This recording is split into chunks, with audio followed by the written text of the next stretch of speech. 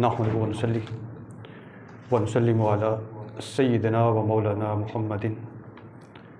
نبی الامین المکین الکریم الرؤوف الرحیم، اما بعد فاعوذ باللہ من الشیطان الرجیم، بسم اللہ الرحمن الرحیم، وما اختلفتم فیہ من شیء فحکمہ الی اللہ، صدق اللہ مولانا العظیم۔ اللہم صلی علی سیدنا و مولانا محمد وعلی آلہ وصحبہ وبارک وسلم، مولا صلی وسلم دائما ابدا علی حبیبک خیر الخلق کلہم محمد سید الکونین والثقلین والفریقین من عرب ومن عجم۔ الصلاۃ والسلام علیک یا رسول اللہ وعلی آلک واصحابک یا حبیب اللہ۔ حاضرین گرامی، اللہ جل مجدہ کا فضل و احسان ہے کہ اس نے ہمیں اپنے حبیب مکرم حضرت محمد مصطفیٰ صلی اللہ علیہ وآلہ وسلم کی امت میں پیدا فرمایا، اور حضور علیہ الصلاۃ والسلام کے توسل سے ہمارے لیے بے شمار آسانیاں فرمائیں، بے شمار رحمتیں اور برکتیں عطا فرمائیں۔ آج کے جمعۃ المبارک میں ہم قرآن اور کربلا کے عنوان پر گفتگو کریں گے۔ یہ موجودہ دور میں نہایت ہی اہمیت کا حامل موضوع ہے، اور اس کا بنیادی سبب اور وجہ یہ ہے کہ حضرت امام حسین علیہ السلام کی جد و جہد اور قربانی کو سمجھنے کے لیے قرآن کے تصور خلافت و حکومت کو سمجھنا ضروری ہے۔ قرآن مجید فرقان حمید نے جگہ جگہ پر امور مملکت اور حکومت کو بیان فرمایا۔ اللہ تبارک و تعالیٰ نے اپنی حاکمیت اور اقتدار اعلیٰ کے تصور کو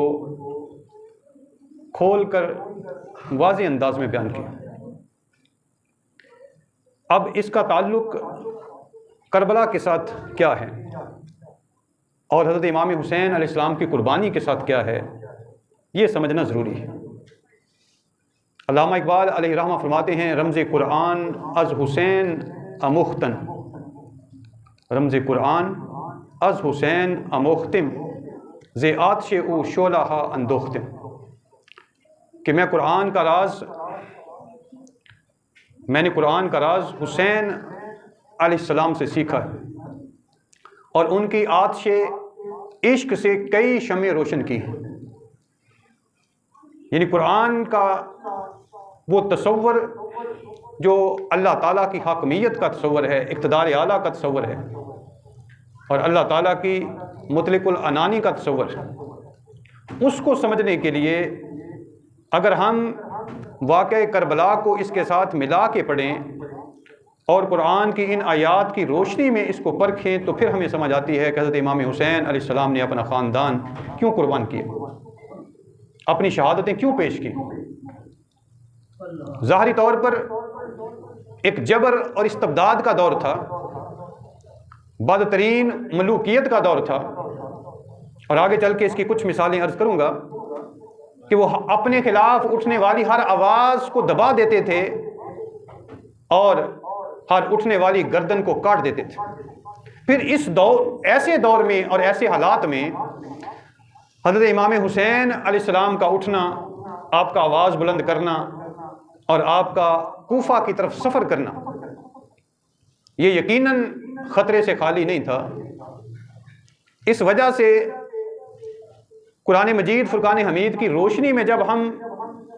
اس تصور کو سمجھتے ہیں تو ہمیں یہ بات سمجھ آتی ہے کہ حضرت امام حسین علیہ السلام نے یہ قربانی کیوں پیش کی، اور واقعہ کربلا کا سانحہ کیوں پیش آیا۔ اب قرآن مجید فرقان حمید میں بہت سے مقامات پر اللہ تعالیٰ نے اس کائنات کا تصور پیش کیا، زمین و آسمان کا اور اپنے رب العالمین ہونے کا۔ ان میں سے چند ایک مقامات کو ہم دیکھتے جائیں گے۔ اللہ تعالیٰ نے سورہ الانعام میں فرمایا قل ان صلاتی و نسکی و محیای و مماتی للہ رب العالمین، اے نبی آپ کہہ دیجئے کہ میری نماز، میری قربانی اور میرا جینا اور مرنا سب کچھ اللہ کے لیے ہے جو سارے جہانوں کا پالنے والا ہے، رب العالمین۔ اور پھر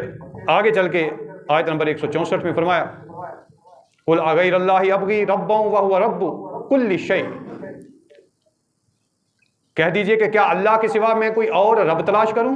حالانکہ ہر چیز کا رب تو وہی ہے، یعنی وہ سارے جہانوں کا پالنے والا ہے۔ پھر اسی طرح ان ربکم اللہ الذی خلق السماوات والارض، در حقیقت تمہارا رب اللہ ہے جس نے آسمانوں اور زمین کو پیدا کیا۔ پھر سورۃ الناس میں فرمایا قل اعوذ برب الناس، کہہ دیجئے کہ میں پناہ مانگتا ہوں انسانوں کے رب کی، مالک الناس، انسانوں کے بادشاہ کی، مالک کی، الہ الناس، اور انسانوں کے معبود کی۔ تو اس سے یہ بات ہم سمجھ سکتے ہیں کہ اللہ تبارک و تعالیٰ نے اپنے رب العالمین ہونے کا تصور پیش کر کے لوگوں کو پیغام یہ دیا ہے کہ اگر کوئی ذات حکم دینے والی ہے اور اس کائنات ارض و سما کی مالک اور بادشاہت کسی کو جچتی ہے تو وہ فقط اللہ تعالیٰ کی ذات ہے، اور حکم بھی اگر کسی کا چلنا چاہیے، جاری ہونا چاہیے، کسی کا حق بنتا ہے، اور فیصلے کا حتمی اختیار اگر کسی کا حق بنتا ہے تو وہ فقط اللہ کی ذات ہے۔ سورہ شورى میں فرمایا وَمَا اخْتَلَفْتُمْ فِيهِ مِنْ شَيْءٍ فَحُكْمُهُ إِلَى اللَّهِ، تمہارے درمیان جو اختلاف ہو اس کا فیصلہ کرنا اللہ کا کام، یعنی حکم جو حقیقتاً حکم دینے کا حقدار ہے وہ اللہ تعالیٰ ہی ہے۔ اس لیے فرمایا سورہ یوسف کی آیت نمبر 40 میں ان الحکم الا للہ، حکم اللہ کے سوا کسی کے لیے نہیں۔ امر اللہ تعبدوا الا ایاہ، اس کا فرمان ہے کہ تم اس کے سوا کسی کی بندگی نہ کرو۔ ذالک الدین القیم، یہی صحیح دین ہے، سیدھا دین ہے۔ ولکن اکثر الناس لا یعلمون، مگر اکثر لوگ جانتے نہیں۔ پھر فرمایا سورہ آل عمران کی آیت نمبر 154 میں یقولون هل لنا من الامر من شیء قل ان الامر کلہ للہ، وہ کہتے ہیں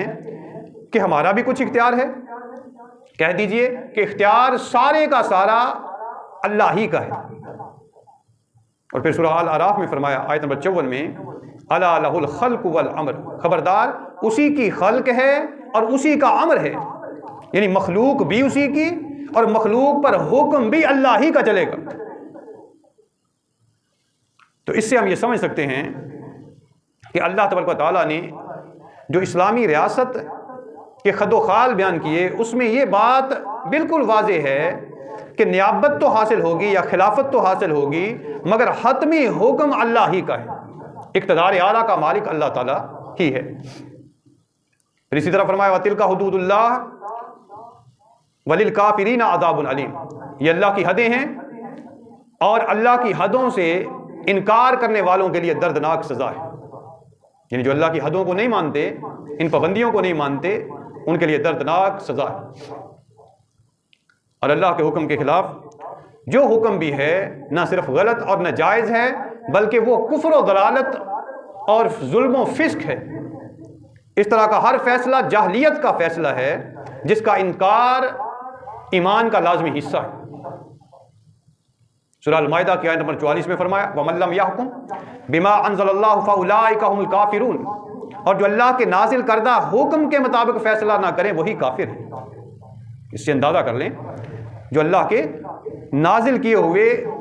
یعنی اللہ کے نازل کیے ہوئے قرآن کے مطابق اور احکامات کے مطابق، اور اللہ تعالیٰ کے احکامات سے مراد فقط قرآن نہیں ہے بلکہ سنت بھی ہے، کیونکہ سنت بھی اسی نے اپنے نبی کو عطا فرمائی ہے، اور سنت کی شرعی حیثیت بھی اسی طرح ہے جس طرح قرآن کی، کہ جو اللہ کے نازل کردہ حکم کے مطابق فیصلہ نہیں کرتے پس وہ کافر ہے۔ اور سورہ المائدہ کی آیت نمبر 45 میں فرمایا وَمَن لَّمْ يَحْكُم بِمَا أَنزَلَ اللَّهُ فَأُولَٰئِكَ هُمُ الظَّالِمُونَ، اور جو اللہ کے نازل کیے ہوئے کے مطابق فیصلہ نہ کریں پس وہی ظالم ہیں۔ اور تیسری جگہ انہیں فاسق قرار دیا آیت نمبر 47 میں، وَمَن لَّمْ يَحْكُم بِمَا أَنزَلَ اللَّهُ فَأُولَٰئِكَ هُمُ الْفَاسِقُونَ، اور جو اللہ کے نازل کیے ہوئے کے مطابق فیصلہ نہ کریں پس وہی فاسق ہیں، یعنی گناہ گار ہیں۔ تو اس سے ہم اندازہ کر سکتے ہیں کہ اللہ تبارک و تعالیٰ نے اسلامی ریاست کا جو دستور ہے، جو آئین ہے، جو طریقہ ہے، وہ کیا اس کے لیے تجویز کیا ہے، مقرر کیا ہے۔ اور سورہ المائدہ کی آیت نمبر 50 میں فرمایا افا حکم الجاہلیت یبغون، کیا وہ جاہلیت کا فیصلہ چاہتے ہیں؟ ومن احسن من اللہ حکما لقوم یوقنون، حالانکہ یقین رکھنے والوں کے لیے اللہ سے بہتر فیصلہ کرنے والا اور کون ہو سکتا ہے۔ اب قرآن مجید کی یہ آیات اپنے پیش نظر رکھیں، اور جو اموی دور کا یہ ابتدائی حصہ ہے جہاں سے اقتدار حضرت امیر معاویہ سے یزید کی طرف منتقل ہوا، اور یزید اس وقت کا ظالم اور جابر بادشاہ بن بیٹھا، اس وقت کو دیکھیے، ان حالات کو دیکھیے، کیا اللہ کے حکم مانے جا رہے ہیں؟ اللہ کے حکموں پر پابندی کی جا رہی ہے؟ کیا قرآن و سنت کے مطابق فیصلے کیے جا رہے ہیں؟ ہرگز نہیں کیے جا رہے، بلکہ ان کی دھجیاں اڑائی جا رہی، ان کے ساتھ مذاق کیا جا رہا، اللہ تعالیٰ کی حرمت و حلت کے قوانین کو اور حدود اللہ کو بدلا جا رہا۔ پھر ان حالات میں کربلا نہ ہوتا تو پھر کیا ہوتا؟ پھر کربلا کی ضرورت پیش نہ آتی تو پھر کب آتی؟ حضرت امام حسین علیہ السلام قربانی نہ دیتے تو پھر کون دیتا؟ جن کے گھر قرآن اترا، جنہوں نے حضور تاجدار کائنات صلی اللہ علیہ وسلم کی گود میں، حضور کے کندھوں پر، حضور کی پشت مبارک پر قرآن سنا، جنہوں نے قرآن پڑھنے والی زبان سے گٹی لے کر جنہوں نے پرورش پائی اور نشو و نما لی ہے، اگر قرآن کے اس حق کو وہ نہ سمجھتے تو پھر اور کس نے سمجھنا تھا؟ حضور تاجدار کائنات صلی اللہ علیہ وسلم کی جو حیثیت ہے اس کو اللہ تبارک و تعالیٰ نے قرآن مجید میں کئی مقامات پر بیان فرمایا۔ حضور رحمت دو عالم صلی اللہ علیہ وسلم کی جو اطاعت ہے وہ ہر ایمان والے پر لازم اور واجب ہے، اور یہ اللہ کا حکم ہے۔ قرآن مجید میں اللہ تعالیٰ نے سورہ النساء کی آیت نمبر 64 میں فرمایا وَمَا أَرْسَلْنَا مِن رَّسُولٍ إِلَّا لِيُطَاعَ بِإِذْنِ اللَّهِ، اور ہم نے جو رسول بھی بھیجا ہے اس لیے بھیجا ہے کہ اللہ کے حکم سے، اللہ کے اذن سے اس کی اطاعت کی جائے۔ اس کا مطلب یہ ہے کہ اصل حکم اللہ ہی کا ہے، اب اللہ تعالیٰ نے اپنے رسول کو شارع بنا کر بھیجا، شریعت دینے والا بنا کے بھیجا ہے۔ حضور تاجدار کائنات صلی اللہ علیہ وسلم کے قول فعل کی اسی طرح سے اطاعت کی جائے گی، آپ کے فرامین کی، آپ کی سنت کی اور آپ کی احادیث کی اسی طرح سے اطاعت کی جائے گی جس طرح اللہ کے حکم کی اطاعت کی جاتی ہے۔ اس لیے کہ رسول اللہ کی طرف سے مکلف ہے، اور رسول اپنی مرضی سے کچھ نہیں کہتا۔ نبی صلی اللہ علیہ وسلم نے جو بھی حکم دیا ہے وہ اللہ کے حکم کے تابع ہے، اللہ کے حکم کے مطابق ہے، وہ اللہ کے حکم کی یا تو وضاحت میں ہے یا اللہ کے حکم کے مطابق ہے۔ تو اس لیے اللہ تبارک و تعالیٰ نے نبی صلی اللہ علیہ وسلم کی مطلقاً اطاعت کا حکم دیا۔ سورہ النساء کی آیت نمبر 80 میں فرمایا میں یؤتی الرسول فقد اطاع اللہ، جس نے رسول کی اطاعت کی اس نے دراصل اللہ کی اطاعت کی۔ اس کا مطلب یہ ہے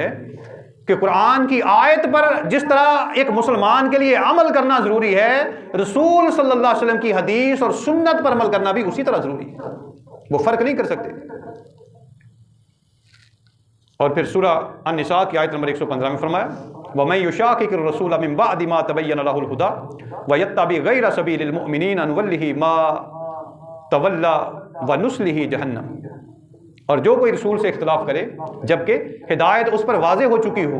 اور ایمان لانے والوں کی روش یعنی طریقہ چھوڑ کر دوسری راہ چلے، اسے ہم اسی طرف پھیر دیں گے جدھر وہ خود پھر گیا، اور اس کو ہم جہنم میں پھینک دیں گے، جھونک دیں گے۔ وساعت مصیرا، اور وہ بہت برا ٹھکانہ ہے۔ اس سے آپ اندازہ کر لیں کہ حضور تاجدار کائنات صلی اللہ علیہ وسلم کی سنت کی شرعی حیثیت کو اللہ تعالیٰ نے واضح فرمایا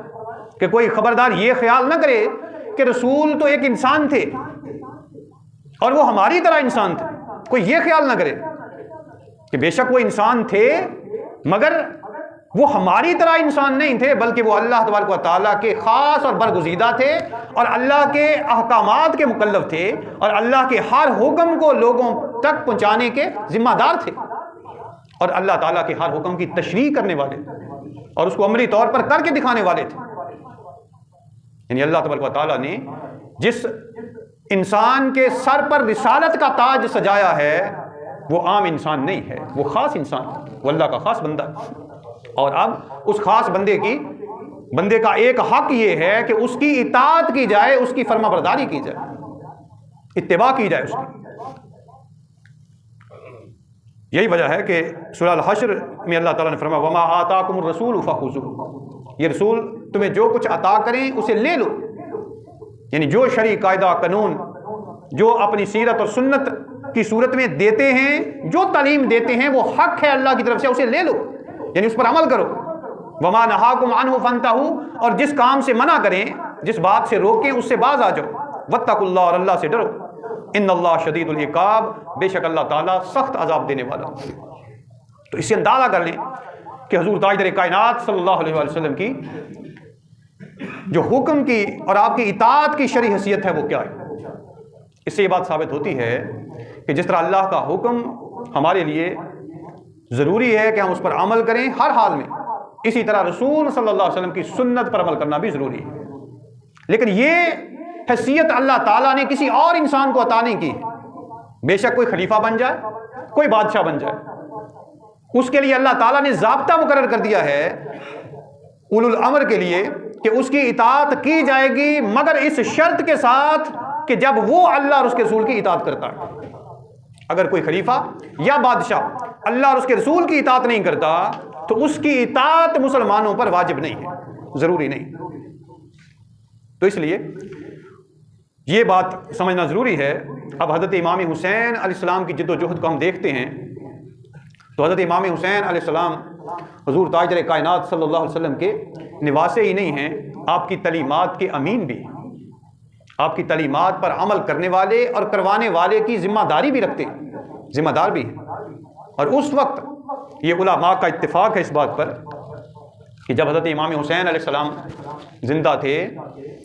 اور وہ یزیدی دور جب اپنے ظلم و ستم کے ساتھ براجمان تھا اور وہ حکمرانی کر رہے تھے بنو امیہ، تو اس وقت حضرت امام حسین علیہ السلام سے زیادہ شان و شوکت والا، زیادہ عزت والا اور زیادہ اعلیٰ درجے والا کوئی ایمان والا نہیں تھا۔ یعنی حضرت امام حسین سے بڑھ کر ایمان کو سمجھنے والا، قرآن کو سمجھنے والا، قرآنی تعلیمات کو سمجھنے والا اور حضور کی سیرت اور سنت کو سمجھنے والا کوئی انسان نہیں تھا۔ تو اس لیے ایسے دور میں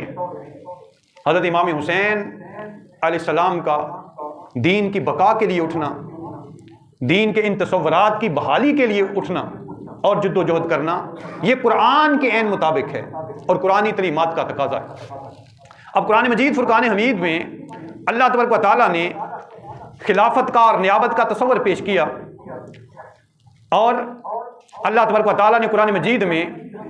اسلامی حکومت کے جو حکمرانی کے اصول ہیں ان کو بھی بیان فرمایا، اور اس میں پہلی بات یہ ہے کہ قانون خدا بندی جو ہے وہ ہر حال میں بالا تر رہے گا، یعنی قانون خدا بندی کی بالا تری کو تسلیم کیا جائے گا، اس کے اقتدار اللہ کے اقتدار اعلیٰ کو تسلیم کیا جائے گا۔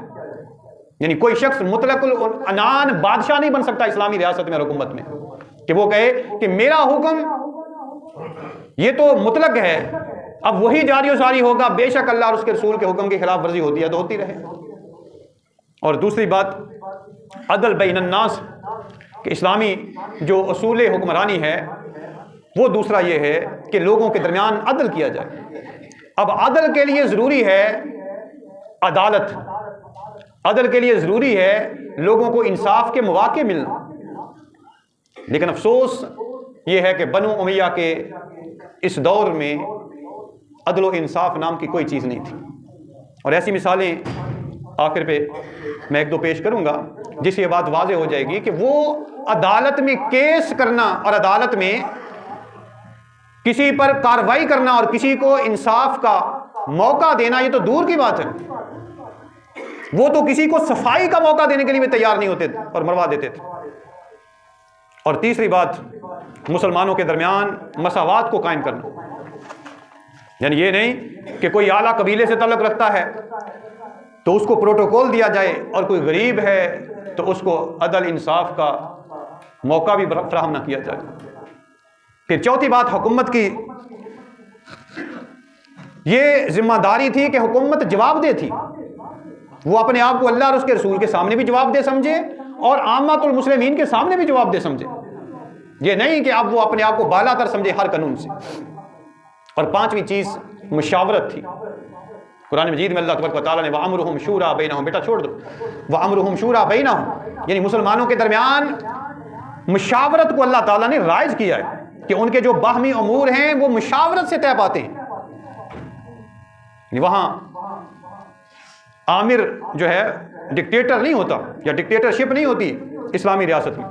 اور چھٹی چیز اطاعت فی المعروف تھی، یعنی ایک اصول ہے جو قرآن و سنت نے ہمیں دیا ہے کہ ہم کسی اچھی چیز اور کسی اچھے کام کے حکم پر عمل کرنے کے مکلف تو ہیں، لیکن اگر ہمیں کوئی برائی کا حکم دیتا ہے تو ہم اس پر عمل کرنے کے مکلف نہیں، بے شک وہ حکم دینے والا کوئی بھی ہو، ماں باپ ہوں یا بادشاہ ہو، ریاست کا بادشاہ، وزیر اعظم، صدر، کوئی بھی ہو، وہ ہمیں غلط کام کا حکم نہیں دے سکتا، اگر دیتا ہے تو ہمیں اس پر عمل نہیں کرنا چاہیے۔ اور ساتویں چیز، اسلامی ریاست میں اقتدار کی طلب اور حرص یہ منع ہے۔ حضور تاجدار کائنات صلی اللہ علیہ وسلم نے مسیلمہ کذاب کو یہ جواب دیا تھا جب اس نے ایک خط لکھ کے آپ کی بارگاہ میں بھیجا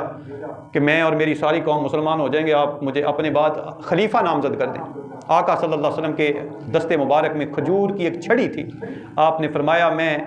اسلام اور دین کے بدلے میں تمہیں یہ کھجور کی چھڑی دینے کے لیے بھی تیار نہیں، کہ اگر تم معاوضہ لو اور مشروط مسلمان ہونے کی بات کرو تو میں تمہیں کھجور کی چھڑی دینے کے لیے تیار نہیں ہوں۔ اور آپ نے ایسے حکمرانوں کو بدترین حکمران کہا ہے جن کے اندر حرص اور لالچ ہوتا ہے اقتدار کا، جیسے کہ ہمارے ہاں۔ اور آٹھویں چیز، ریاست کا جو مقصد وجود ہے وہ نظم اجتماعی ہے، لوگوں کو عدل اور انصاف کے مواقع دینا، ان کے حقوق کو ممکن بنانا، اعطائے حقوق کے مواقع فراہم کرنا کہ لوگوں کے حقوق ان تک پہنچے، ان کی خدمت کی جائے۔ اور نامی چیز امر بالمعروف اور نہی عن المنکر کا حق اور فرض، یہ ایک اسلامی ریاست کا حکمرانی کا اصول ہے جو اللہ تبارک و تعالیٰ نے قرآن مجید میں بھی بیان فرمایا، وعد اللہ الذین آمنوا منکم وعملوا الصالحات لیستخلفنہم فی الارض، سورہ نور کی آیت نمبر 55۔ اللہ تعالیٰ نے وعدہ کیا تم میں سے ان لوگوں کے ساتھ جو ایمان لائے اور جنہوں نے نیک اعمال کیے، اعمال صالحہ کیے، کہ عن قریب اللہ انہیں زمین میں اقتدار اور خلافت عطا فرمائے گا، ریاست اور حکومت عطا فرمائے گا، لیستخلفنہم فی الارض۔ اور پھر اللہ تعالیٰ نے ان کی ذمہ داریاں بتائیں کہ وہ لوگوں کو نیکی کا حکم دیں گے اور برائی سے منع کریں گے۔ یہ ایک اصول ہے اسلامی ریاست کا، حکمرانی کا، کہ حکمران جو ہے وہ اللہ تعالیٰ کے اور اس کے رسول کے بتائے ہوئے ان اصولوں کے مطابق حق حکمرانی کو استعمال کرے گا اور ذمہ داری کو ادا کرے گا۔ اب سوال یہاں بنتا ہے کہ کیا یزید کے دور میں اسلامی حکمرانی کے ان اصولوں پر عمل کیا جاتا تھا؟ نہیں کیا جاتا تھا، وہاں مطلق العنان بادشاہت قائم تھی۔ اب اس میں ایک مسئلہ جو ہے یہ سمجھنے والا بھی ہے کہ اللہ تعالیٰ نے جس خلافت کا وعدہ کیا، اور وہ خلافت جو ہے امت مسلمہ میں حضرت ابو بکر صدیق رضی اللہ تعالیٰ عنہ سے شروع ہوئی، اور حضرت امام حسن رضی اللہ تعالیٰ عنہ کے 6 ماہ ڈال کے وہ 30 سال کا دور خلافت جو آقا صلی اللہ علیہ وسلم کی زبان مبارک سے خوشخبری کی صورت میں بیان ہوا کہ میرے بعد خلافت 30 برس اور اس کے بعد بادشاہت۔ تو حضرت امام حسن کے 6 ماہ ڈال کے وہ 30 برس جو ہیں وہ پورے ہوتے ہیں، لیکن ہمارے ہاں جو معروف ہے خلافت راشدہ وہ 4 خلفاء کے ساتھ مشہور ہے، حضرت ابوبکر صدیق، حضرت عمر فاروق، حضرت عثمان غنی اور حضرت علی المرتضیٰ رضی اللہ عنہ۔ اب یہ جو خلافت ہے یہ ساری کی ساری مشاورت کے ذریعے جو ہے وہ وجود میں آئی، حضرت ابو بکر صدیق رضی اللہ تعالیٰ عنہ کی خلافت جو ہے وہ مشاورت کے نتیجے میں بنی، یعنی مسلمانوں نے باہمی مشاورت سے آپ کو متعین کیا۔ حضرت ابو بکر صدیق نے حضرت عمر فاروق رضی اللہ تعالیٰ عنہ کو نامزد کر دیا۔ اب حضرت ابو بکر صدیق اور قبیلے سے ہیں، عمر فاروق اور قبیلے سے ہیں، یعنی اس میں کوئی ذاتیات نہیں، مفادات نہیں، کوئی اقربا پروری نہیں ہے۔ حضرت ابو بکر صدیق رضی اللہ تعالیٰ عنہ نے اس امت کے لیے جو بہتر سمجھا وہ فیصلہ کیا۔ اس لیے آپ کی ذات پر کوئی شک و شبے کا اظہار بھی نہیں کر سکتا کہ حضرت ابو بکر صدیق نے کسی مفاد کے تحت نعوذ باللہ حضرت عمر فاروق کو نامزد کیا۔ اگر وہ اقربا پروری سے کام لیتے تو اپنے بیٹوں میں سے کسی کو کرتے، اپنے بیٹے کو کرتے، عبد الرحمن بن ابی بکر کو کرتے، لیکن انہوں نے ایسا نہیں کیا۔ تو اس کا مطلب یہ ہے کہ حضرت ابو بکر صدیق نے اگر نامزدگی بھی فرمائی ہے تو وہ اللہ اور اس کے رسول کی خاطر نامزدگی کی، یعنی قرآن و سنت کے مطابق نامزدگی کی ہے، دنیاوی غرض و غایت کی وجہ سے نہیں کی ہے۔ پھر حضرت عمر فاروق رضی اللہ تعالیٰ عنہ جب زخمی ہوئے تو آپ نے 6 لوگوں پر مشتمل ایک کمیٹی بنائی جو اس وقت امت میں سے بہترین لوگ تھے، تو انہوں نے باہمی مشاورت کے ذریعے سے حضرت عثمان غنی کو نامزد کیا، اور پھر باقی لوگوں نے ان کی بیعت کر کے ان کی خلافت کی تائید کی۔ پھر جب آپ کی شہادت ہوئی تو پھر مدینہ کے جو نامور لوگ تھے، صحابہ کرام تھے، انہوں نے باہمی مشاورت سے حضرت علی المرتضیٰ کا انتخاب کیا۔ اب یہ طریقہ تھا جو قرآن کا بتلایا ہوا طریقہ تھا، جو نظام شورائیت کے نتیجے میں عمل میں آیا، یعنی باہمی مسلمانوں کی مشاورت سے خلیفے کا انتخاب کیا جاتا۔ اور پھر حضرت امام حسن رضی اللہ تعالیٰ عنہ کی جو خلافت ہے وہ بھی اسی مشاورت کے نتیجے میں عمل میں آئی، یعنی حضرت علی رضی اللہ تعالیٰ عنہ کے بعد حضرت امام حسن کو مسلمانوں نے اور صحابہ کرام نے، جو اس وقت کے نامور صحابہ کرام تھے اور مسلمان تھے، انہوں نے باہمی مشاورت سے نامزد کیا۔ حضرت علی نے ان کو نامزد نہیں کیا، یعنی یہ کوئی خاندانی فیصلہ نہیں تھا بلکہ امت کا فیصلہ تھا۔ تو یہاں تک تو یہ خلافت کا ایک بنیادی اصول تھا کہ خلافت مارز وجود میں آتی رہی مشاورت کے نتیجے میں، لیکن جب حضرت امیر معاویہ رضی اللہ تعالیٰ عنہ کا دور آیا تو یہ اصول بدل دیا گیا اور یہاں سے ولی عہدی شروع ہوئی۔ اب اس ولی عہدی میں جو ایک قول اہل سنت کے ہاں بڑی احتیاط کے ساتھ کیا جاتا ہے وہ یہ ہے کہ حضرت امیر معاویہ رضی اللہ تعالیٰ عنہ کا یزید کو ولی عہد نامزد کرنا یہ آپ کی اجتہادی خطا ہے، اجتہادی خطا۔ اب مجتہد جب خطا کرتا ہے تو اس خطا کے پیش نظر بھی اچھی اور بھلی بات ہوتی ہے، یعنی ان کے پیش نظر اچھی اور بھلی بات ہوتی ہے، یعنی وہ اپنی طرف سے درست کام کرتے ہیں۔ تو اس وجہ سے اس عمل کی بنیاد پر حضرت امیر معاویہ رضی اللہ تعالیٰ عنہ پر الزام تراشی نہیں کی جاتی اس امت میں، ہمارے ہاں جو اہل سنت کے ہاں ہیں، لیکن دوسرے لوگ تو کرتے ہیں، اہل تشیع کرتے ہیں اس پہ۔ لیکن یزید کی جو نامزدگی ہے یہاں سے فتنوں کا اور بڑے بڑے فتنوں کا آغاز ہوتا ہے۔ اب جب یہ بات سمجھنے والی ہے کہ حضرت امیر معاویہ رضی اللہ تعالیٰ عنہ کے دور میں ہی چونکہ آپ کے قائم کردہ جو گورنر تھے انہوں نے مظالم ڈھانے شروع کر دیے، لوگوں پر ظلم و ستم کرنا شروع کر دیا، اور حضرت امیر معاویہ نے ان کی وہ سرزنش یا وہ سزا مقرر نہیں کی، ان کو وہ سزا نہیں دی جو بنتی تھی قرآن و سنت کے مطابق، کیونکہ وہ قرآن و سنت کے خلاف عمل کر رہے تھے آپ کے گورنر۔ یہی وجہ ہے کہ حضرت امیر معاویہ رضی اللہ تعالیٰ عنہ کے دور میں ہی کوفہ کے بہت سے لوگوں نے حضرت امام حسین کو خط لکھنے شروع کر دیے تھے، اور یزید کے دور میں تو یہ تعداد ہزاروں تک پہنچ جاتی، اور بعض لوگوں نے کم از کم بھی یہ تعداد 5000 بتلائی، 4000 سے 5000، اور بعض لوگوں نے اس سے بھی زیادہ یعنی 10-12 ہزار تک لوگوں نے خطوط لکھے حضرت امام حسین علیہ السلام۔ اب یہ جو طرز عمل تھا حضرت امیر معاویہ کا، جس میں قرآن و سنت کی کچھ ایسی چیزیں جن کی خلاف ورزی ہمیں نظر آتی ہے، مولانا مودودی صاحب نے اپنی کتاب خلافت و ملوکیت میں ایک مثال بیان کی ہے۔ اب یہ مثال سنیے، وہ لکھتے ہیں کہ حد یہ ہے کہ جنازوں پر بھی کسی اجمی کو نماز پڑھانے کے لیے آگے نہ کیا جاتا.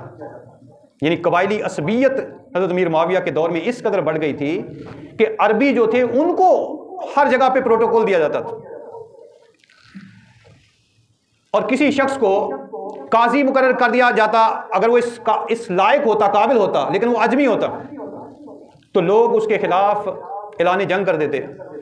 احتجاج کرتے، پھر اس کو معزول کر دیا جاتا. اور لکھتے ہیں کہ کوئی عرب لڑکا تک جنازہ پڑھانے کے لیے موجود نہ ہو، یعنی نہ اگر کوئی عرب لڑکا جنازہ پڑھانے کے لیے موجود نہ ہوتا تو پھر بھی کسی غیر عرب سے جنازہ بھی نہیں پڑھایا جاتا تھا. یہ عصبیت تھی. اور کسی غیر عرب نو مسلم لڑکی سے اگر کوئی شخص شادی کرنا چاہتا تو اسے لڑکی کے باپ یا اس کے رشتہ داروں کو پیغام دینے کے بجائے اس عرب کی طرف رجوع کرنا پڑتا تھا جس کے ولا میں وہ اجمی خاندان. اور لونڈی کے پیٹ سے پیدا ہونے والے کے لیے عربوں میں عیبی کی اصطلاح رائج ہو گئی تھی، یعنی یہ عیب دار ہے. اور یہ خیال عام ہونے لگا تھا کہ وراثت میں اس کا حصہ عرب بیویوں کی اولاد کے برابر نہیں ہو سکتا، حالانکہ شریعت کی روح سے دونوں طرح کی اولاد کے حقوق برابر ہیں. یعنی یہ قرآن و سنت کی واضح خلاف ورزی ہے.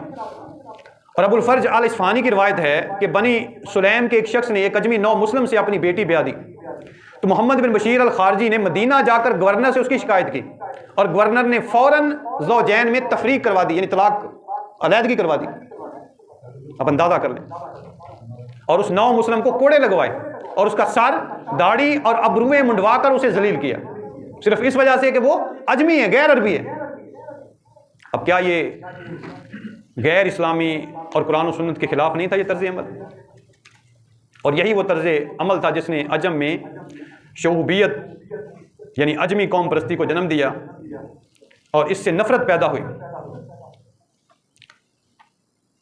اور بنو امیہ کی یہ پالیسی جو ہے صرف عرب و عجم کے معاملے تک ہی محدود نہیں تھی، بلکہ خود عربوں میں بھی اس نے سخت قبائلی تفریق پیدا کر دی. یعنی قبیلوں کے خلاف اسی طرح ہو گئے جس طرح اسلام کے آنے سے پہلے تھے. یہ ان کے حکومت کرنے کی وجہ سے ایسا ہوا،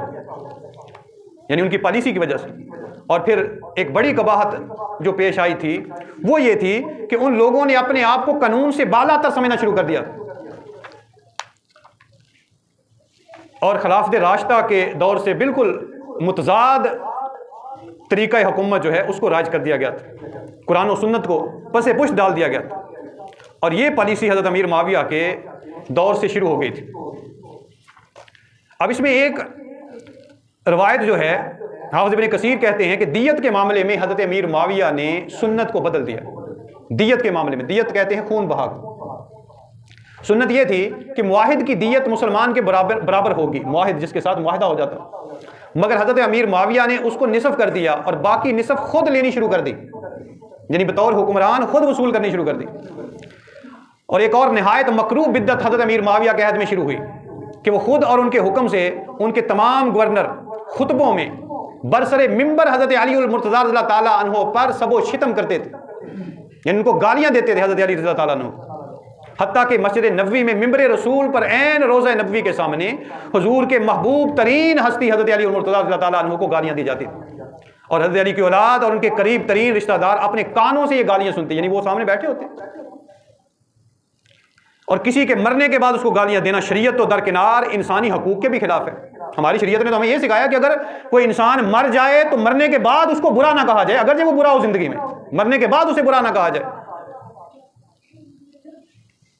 حضرت عمر بن عبدالعزیز اللہ تعالیٰ عنہ نے اس روایت کو جب وہ برسر اقتدار آئے تو تبدیل کیا، یعنی ان کے دور حکومت تک یہ طریقہ رائج رہا بنو امیہ کے دور میں. اور انہوں نے جمعے میں ان اللہ یامرکم بالعدل والاحسان والی آیت جو ہے وہ شامل کی. اب مال غنیمت کی تقسیم میں بھی حضرت امیر معاویہ نے کتاب اللہ اور سنت رسول اللہ کے صریح احکام کی خلاف ورزی کی. اب کتاب و سنت کی روح سے پورے مال غنیمت کا 5واں حصہ بیت المال میں جمع ہونا چاہیے اور باقی 4 حصے فوج میں تقسیم ہونے چاہیے جو لڑائی میں شریک ہو. لیکن حضرت معاویہ نے حکم دیا کہ مال غنیمت میں سے چاندی سونا ان کے لیے الگ نکال لیا جائے، پھر باقی مال شریک قاعدے کے مطابق تقسیم کیا جائے. اس سے اندازہ کر لیں. اور اس میں ایک اور روایت بھی مودودی صاحب نے بیان کی اور یہ بہت بڑے جو اصحاب سیر ہیں، سیرت نگار ہیں، انہوں نے اس کو بیان کیا آپ نے ابن زیاد کا نام سن رکھا ہے جو کوفہ کا گورنر تھا. یہ زیاد جو ہے، زیاد بن سمیہ کا استلحاق، یہ بھی حضرت معاویہ کے انہی افعال میں سے ایک فعل جسے انہوں نے سیاسی غرض کی خاطر استعمال کیا. اور زیاد طائف کی ایک لونڈی سمیہ نامی کے پیٹ سے پیدا ہوا تھا، اور لوگوں کا بیان یہ تھا، اب یہ میں اوپر سے پڑھ کے سنا رہا ہوں تاکہ کوئی یہ نہ کہے کہ میں اپنے پاس سے، یہ مودودی صاحب کی کتاب ہے خلافت و ملوکیت، اس میں یہ لکھا ہے کہ زیاد جو ہے زمانہ جاہلیت میں، لوگوں کا بیان یہ تھا کہ زمانہ جاہلیت میں حضرت معاویہ کے والد جناب ابو سفیان نے اس لونڈی سے زنا کا ارتکاب کیا تھا اور اسی سے وہ حاملہ ہوئی. حضرت ابو سفیان نے خود بھی ایک مرتبہ اس بات کی طرف اشارہ کیا تھا کہ زیاد انہی کے نطفے سے ہے. جوان ہو کر یہ شخص اعلیٰ درجے کا مدبر، وہ جو بچہ پیدا ہوا نجائز، اعلیٰ درجے کا مدبر، منتظم، فوجی لیڈر اور غیر معمولی صلاحیتوں کا مالک ثابت ہوا. حضرت علی کے زمانہ خلافت میں وہ آپ کا زبردست حامی تھا اور اس نے بڑی اہم خدمات سر انجام دی تھی. ان کے بعد حضرت معاویہ نے اس کو اپنا حامی اور مددگار بنانے کے لیے اپنے والد ماجد کی زنا کاری پر شہادتیں لی، یہ ثابت کرنے کے لیے کہ تم تو میرے باپ کے ہو. صرف اس کو اپنی طرف لانے کے لیے آپ اندازہ کر لیں، زنا کاری پر شہادتیں لی اور اس کا ثبوت بہم پہنچایا کہ زیاد انہی کا ولد الحرام ہے، اور پھر اسی بنیاد پر اسے اپنا بھائی اور اپنے خاندان کا ایک فرد قرار دیا. یہ فعل اخلاقی لحاظ سے جیسا کچھ مکروہ ہے وہ تو ظاہر ہی ہے، مگر قانونی لحاظ سے بھی یہ ایک صریح ناجائز فعل تھا، کیونکہ شریعت میں کوئی نسب زنا سے ثابت نہیں ہوتا، پہلی بات. دوسری بات، نبی صلی اللہ علیہ وسلم نے فرمایا، آپ کا حکم ہے اور واضح حکم ہے کہ بچہ اس کا ہے جس کے بستر پر پیدا ہو، یہ نبی کا حکم ہے. اور زانی کے لیے کنکر پتھر ہے، یعنی اس کے لیے سزا ہے. لیکن انہوں نے نہ تو قرآن و سنت کی پرواہ کی، نہ کسی اخلاقی قاعدے قانون کی پرواہ کی، صرف یہ دیکھا کہ ہمارا سیاسی فائدہ کس میں ہے. اس سے آپ اندازہ کر لیں کہ یہ جو قرآن و سنت کے ساتھ کھلواڑ کیا جا رہا تھا، اس کا آغاز حضرت امیر معاویہ کے دور سے ہو گیا تھا. اور حال یہ تھا، اسلام، اب میں اختصار کے ساتھ آپ کو یہ بات عرض کر دیتا ہوں، اسلام نے جہاد کے لیے بھی شرائط مقرر کی ہیں. جہاد کے لیے، یعنی اسلامی لشکر جب جہاد کے لیے نکلے گا تو اس کے لیے شرائط ہیں. وہ بوڑھوں کو قتل نہیں کرے گا، وہ خواتین کو قتل نہیں کرے گا، بچوں کو قتل نہیں کرے گا، وہ پھلدار درختوں کو نہیں کاٹے گا، کھیتیوں کو نہیں اجاڑے گا، جانوروں کو نقصان نہیں پہنچائے گا. اور کسی مذہب کے جو پیشوا ہیں، مذہبی یعنی پادری ہیں یا یہودی پیشوا ہیں جو مخالف گروہ ہے، ان کے مذہبی پیشواؤں کو نقصان نہیں پہنچایا جائے گا. اس سے اندازہ کر لیں. اور جو ہتھیار پھینک دے گا اس کو قتل نہیں کیا جائے گا. پھر لاشوں کا مسئلہ نہیں کیا جائے گا. یہ اسلامی اصول ہیں اور یہ تمام کتب میں یہ موجود ہیں، اسلام جہاد کی کتب میں. لیکن افسوس یہ ہے کہ حضرت امیر معاویہ کے دور میں ہی ان کے گورنروں نے ایسی ایسی سزائیں لوگوں کو دینی شروع کر دی. اور حجاج بن یوسف کا آپ نے نام سن رکھا ہے، اس نے 1 لاکھ سے زیادہ لوگوں کو اپنے دور میں بغیر مقدمہ چلائے اور بغیر صفائی کا حق دیے اپنے دور میں اس نے مروا دیا. حجاج بن یوسف، اور وہ حضرت امیر معاویہ کا بھی گورنر تھا، یزید کا بھی گورنر تھا، اور بنو امیہ کے بعد کے جو بادشاہ ہیں ان کا بھی گورنر رہا. اس سے اندازہ کر لیں کہ یہ دور جو ہے وہ کتنا سیاہ دور تھا. اور یہاں تک کہ اس کا ایک قول ہے، وہ کہتا ہے اگر میں لوگوں کو حکم دوں کہ مسجد کے اس دروازے سے گزریں اور لوگ اگر خلاف ورزی کریں تو ان کی صرف اتنی خلاف ورزی، ان کا خون مجھ پر مباح کرنے کے لیے کافی ہے، یعنی میں ان کو مروا دوں گا. اور 80,000 سے زیادہ لوگ اس کے عقوبت خانوں میں اس کے مرنے کے بعد، جو نجائز اس نے جیلوں میں بند رکھے ہوئے تھے، عقوبت خانوں میں بند کیے ہوئے تھے، تہہ خانوں میں بند کیے ہوئے تھے اور ان کو سزا دی ہوئی تھی، بغیر ان کا ٹرائل کیے، عدالت میں ان کا کیس کیے اور ان کو صفائی کا حق دیے، عدل انصاف کا حق دیے، اس نے 80,000 سے زیادہ لوگوں کو عقوبت خانوں میں بند کیا ہوا تھا. اب یہ ظلم و ستم جب ہو رہا تھا تو کیا حضرت امام حسین کا خاموش رہنا بنتا تھا؟ سوچئے کہ جن کے گھر قرآن اترا ہے، حضور کی وہ گود میں ہوتے تھے تو قرآن اتر رہا ہوتا تھا، کیا ایسے شخص کا پھر خاموش رہنا بنتا ہے؟ پھر کربلا کا سانحہ نہ ہونا یہ نہیں بنتا تھا. یہ تو بنتا، یعنی یہ تو اللہ کی طرف سے مقدر تھا، مگر حضرت امام حسین علیہ السلام کی دینی ذمہ داری تھی کہ آپ آواز حق کو بلند کریں، قرآن و سنت کے قوانین کی پاسداری کے لیے آواز اٹھائیں. لیکن آپ کا یہ اقدام کسی بھی طرح بغاوت کے زمرے میں نہیں آتا ہے. اور امت میں سے کسی نامور عالم دین نے اور ائمہ میں سے کسی نامور امام نے حضرت امام حسین علیہ السلام پر اس تہمت کو نہیں لگایا ہے کہ آپ نے غداری کی ہے یا آپ نے بغاوت کی ہے، اس لیے کہ آپ کا یہ اقدام بغاوت کے زمرے میں نہیں آتا، بغاوت کی تعریف پر پورا نہیں اترتا۔ آپ اپنے اہل و عیال کے ساتھ جا رہے تھے، آپ اپنے خاندان کے لوگوں کے ساتھ جا رہے تھے۔ اگر وہ لوگ چاہتے آپ کو پکڑنا، وہ آپ کو روکنا چاہتے، تو ان کے پاس تو اقتدار تھا، حکومت تھی، اور آپ کو معلوم ہے کہ جو ابتدائی طور پر 1000 کا لشکر خر بن یزید تمیمی لے کے آیا آپ کے پاس، اور بعد میں عمر بن سعد بن ابی وقاص وہ 4000 کا لشکر لے کے آ گئے۔ اب آپ تو 72 لوگ تھے، کل 72 تن تھے جو شہید ہوئے، اور اس میں سے بعض لوگوں کے نزدیک 16 یا 17 یا 22 لوگ جو تھے وہ آپ کے خاندان کے لوگ تھے جو شہید ہوئے، باقی آپ کے عقیدت مند، آپ کے رفقا اور دیگر لوگ تھے خاندان سے۔ تو اس سے آپ اندازہ کر لیں کہ یہ اگر بندہ اپنے خاندان کی بیویوں کو، بچوں کو ساتھ لے کے جا رہا ہے تو وہ کسی کے ساتھ جنگ کرنے کے لیے تو نہیں جا رہا، اس لیے آپ کا یہ قدم جو ہے بغاوت کے زمرے میں نہیں آتا ہے۔ بس حضرت امام حسین علیہ السلام نے قرآن و سنت کی ان تعلیمات کی وجہ سے آواز بلند کی تھی، اور آپ کا یہ اقدام عین قرآن و سنت کی ترویج کے لیے تھا۔ اس لیے سانحہ کربلا تو ہونا تھا کہ قرآن آپ کو جہاد کا حکم دے رہا تھا، اس ظلم اور بربریت کو روکنے کے لیے آواز بلند کرنے کا حکم دے رہا تھا قرآن۔ لیکن افسوس یہ ہے کہ دوسری طرف قرآن و سنت نام کی کوئی چیز نہیں تھی۔ گردنوں کو کاٹنا، جیسے میں نے پہلے عرض کیا، حضور تاجدار کائنات صلی اللہ علیہ وسلم نے لاشوں کا مسئلہ کرنے سے منع فرمایا تھا، اور آپ کی آمد سے پہلے یہ عربوں کے ہاں رواج تھا کہ عرب کے لوگ جب مخالف آدمی کو قتل کر دیتے تو پھر اس کی لاش کا مسئلہ کرتے، اس کے کان کاٹ دیتے، ناک کاٹ دیتے، گردن کاٹ دیتے، جسم کے مختلف اعضاء کاٹ دیتے۔ اس کو کہتے ہیں لاش کو بگاڑنا، مسئلہ کرنا۔ آقا صلی اللہ علیہ وسلم نے منع فرما دیا۔ لیکن آپ لوگ جانتے ہیں، اور ہر سیرت نگار نے لکھا ہے کہ حضرت امام حسین علیہ السلام کو جب شہید کیا گیا تو پھر آپ کی گردن کو بھی کاٹا گیا، آپ کے جسم سے کپڑے بھی اتارے گئے، آپ کی لاش پر گھوڑے بھی دوڑائے گئے، آپ کے خیموں کو لوٹا گیا، خواتین جو اہل بیت اطہار کی پاکیزہ بیبیاں تھیں ان کی چادریں بھی اتاری گئیں، خیموں کو بھی جلایا گیا، اور پھر ان کے سروں کو کاٹ کر نیزوں پر چڑھا کر کربلا سے کوفہ، اور کوفہ سے پھر دمشق کے بازاروں میں گھمایا گیا۔ اور یہ صرف ایک واقعہ نہیں ہے، اس کے بعد جو واقعہ حرہ ہے جو مدینے کو تاراج کیا یزیدی فوج نے، پھر مکہ پر سنگ باری کی گئی، منجنیقیں لگا کر پتھر اور آگ کے گولے برسائے گئے، جس سے کعبہ جو ہے منہدم ہوا اور جلا، اور حضرت عبداللہ ابن زبیر رضی اللہ تعالیٰ عنہ کی لاش کا بھی مسئلہ کیا، اور صرف ان کا نہیں، ان کے ساتھیوں کی لاشیں خانہ کعبہ کے صحن میں کئی دن تک وہ لٹکی رہیں، حتیٰ کہ وہ لاشیں سڑنا شروع ہو گئیں، گلنا شروع ہو گئیں، اور ان سے تعفن اٹھنا شروع ہو گیا، اور ان کے سروں کو بھی کاٹ کر مکہ میں کاٹا اور پھر مدینہ میں بھیجا، اور مدینہ کے بعد ان کے سروں کو کاٹ کر پھر دمشق میں لے جایا گیا۔ اب بتائیے کیا یہ قرآن و سنت کسی بھی طرح اس کی اجازت دیتے ہیں؟ ان کا یہ فعل کسی بھی طرح قرآن و سنت کے مطابق ہے؟ نہیں ہے۔ تو جب اقتدار اور حکومت کو ذاتی مفاد کے لیے استعمال کیا جا رہا تھا تو پھر حضرت امام حسین علیہ السلام آواز بلند نہ کرتے تو کون کرتا؟ اور دراصل آپ نے قربانی کے لیے اپنے آپ کو پیش کیا، اور آپ کی قربانی کی وجہ سے اللہ تبارک و تعالیٰ نے پھر سوئی ہوئی امت کو جگایا، جو اس وقت تک لوگ خوف زدہ تھے کہ اگر اٹھیں گے، آواز اٹھائیں گے تو مار دیے جائیں گے، پھر آپ کی شہادت کے بعد اور سانحہ کربلا کے بعد لوگوں کے اندر بیداری پیدا ہوئی۔ اس کو مولانا ظفر علی خان نے کہا، قتل حسین اصل میں مرگ یزید ہے، اسلام زندہ ہوتا ہے ہر کربلا کے بعد۔ پھر اگر اسلام کو زندہ کرنا ہے تو پھر قربانیاں تو دینی پڑیں گی۔ انقلاب فقط نعروں سے نہیں آتا،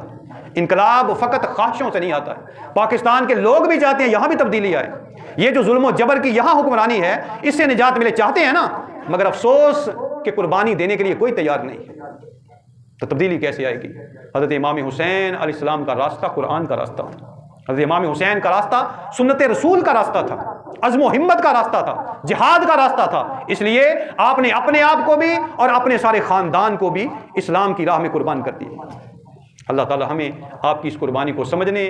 اور اس کو اپنے عمل اور کردار کا حصہ بنانے کی توفیق عطا فرمائے۔ وما علیہ الا البلاغ۔